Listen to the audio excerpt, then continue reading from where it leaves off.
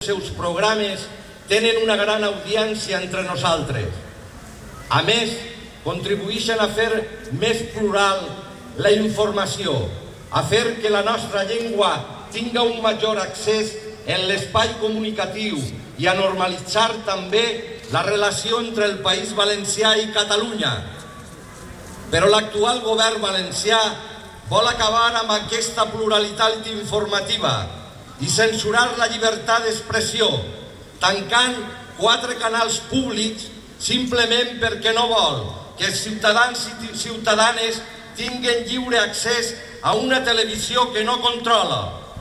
Per això han multat Acció Cultural amb 300.000 euros i per això cal la solidaritat de tots nosaltres per a fer front a la multa. No estem parlant, per tant, només de 4 canals d'una televisió, sinó sobretot del dret de cada ciutadà i ciutadana a ser tractat com a persona adulta, a ser nosaltres i no cap govern, els que decidim quin canal volem veure. Per tant, és un tema que afecta tots els demòcrates.